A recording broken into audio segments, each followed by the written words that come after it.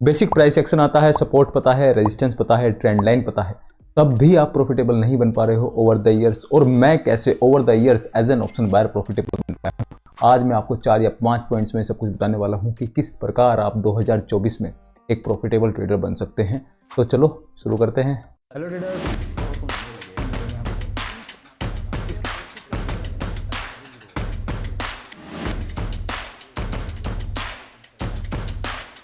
देखिए, जो हमारी वीडियो देख रहे हैं आप में से दो टाइप के लोग हैं। पहले वो हैं जिनको कुछ नहीं पता है, बस उनको ट्रेडर बनना है। उन्होंने कहीं पे इंस्टाग्राम रील, शॉर्ट्स, यूट्यूब या कहीं पर भी देख लिया कि कैसे एक ट्रेडर एक लैपटॉप पे या कंप्यूटर सिस्टम पे काम करता है, उसके बाद वो डेली घर बैठे बैठे प्रॉफिट कमा लेता है। एक वो लोग हैं, और दूसरे वो लोग हैं जिनको थोड़ा बहुत मार्केट के बारे में पता है, बेसिक प्राइस एक्शन पता है, सपोर्ट एंड रेजिस्टेंस पता है, लेकिन प्रॉफिटेबल नहीं बन पाए हैं। तो चलो 5 स्टेप्स बताता हूँ कि 2024 में आप किस तरीके से इन स्टेप्स को फॉलो करके इन द एंड जब 2024 खत्म हो रहा होगा तो आप अपने आप को एक प्रॉफिटेबल ट्रेडर खड़ा पाएंगे। पहला स्टेप है वो है बैक टू बेसिक्स। आपको बेसिक्स पे वापस जाना है।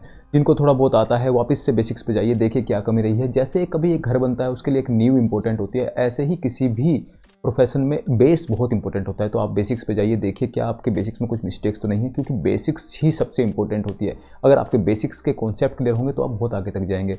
बेसिक्स सीखने के लिए बहुत सारे तरीके हैं। आप किताबें पढ़ सकते हैं, किसी की वीडियोस से सीख सकते हैं, किसी का कोर्स या क्लासेस भी ज्वाइन कर सकते हैं, कोई बुराई नहीं है। बस क्लासेस और कोर्स उसी का ज्वाइन करिए जिसके ऊपर आप ट्रस्ट कर सके कि हाँ भाई ये बंदा प्रॉफिटेबल है, खुद प्रॉफिट्स कमाता है और इसका पढ़ाने का तरीका भी मुझको पसंद है, तो आप ज्वाइन कर सकते हैं। नंबर सेकंड चीज़, आपका बेसिक्स कंप्लीट हो चुका है, आपने अच्छी ढंग से सीख चुके हैं, आपको बेसिक चीज़ें आ चुकी हैं। अब सेकंड चीज़ जो आती है वो है एक स्ट्रेटजी बनानी अपनी।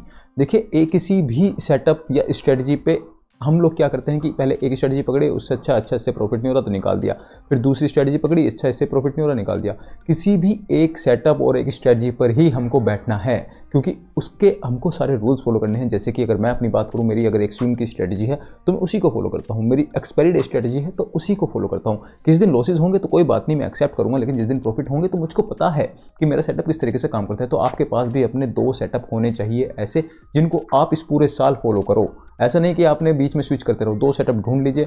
अगर आपको सेटअप नहीं है, आपको स्ट्रेटजी नहीं पता है किस तरह से काम करते हैं, तो आप मेरी स्ट्रेटजी भी फॉलो कर सकते हैं। आप नीचे लिंक दिया है, वहां से क्लिक करके ज्वाइन कर सकते हैं और जान सकते हैं कि मेरी क्या स्ट्रेटजी रहती है जो मैं फॉलो करता हूं। नंबर 3 स्टेप जिसको आप पे वर्क करना है वो है follow certain kinds of rule. यानी आपने पहले बेसिक सीख लिया, बेसिक सीखने के बाद आपने स्ट्रेटजी देख ली, स्ट्रेटजी बना ली, अपनी सेटअप देख लिया। उसके बाद 3rd रूल आता है, आपको उस स्ट्रेटजी के रूल्स फॉलो करने हैं। रूल्स मतलब कि कहाँ पे स्टॉप लॉस देना है, कहाँ पे टारगेट देना है, कहाँ पे एक आपको इमोशन लेस होकर काम करना है, आपको एक रोबोट की तरह काम करना है। आपको पता होना चाहिए कि मेरी एंट्री यहाँ पर है, एग्जिट यहाँ पर है, स्टॉप लॉस यहाँ पर है, उसके बीच में कहीं नहीं निकलना है। कुछ रूल्स बनाइए, अपने 3-4 रूल्स बनाइए जो कि बहुत बेसिक्स रूल्स होते हैं, जैसे कि ओवर ट्रेडिंग नहीं करनी है, रिस्क रिवॉर्ड रेशो फॉलो करना है। ऐसे बहुत सारे रूल्स हैं।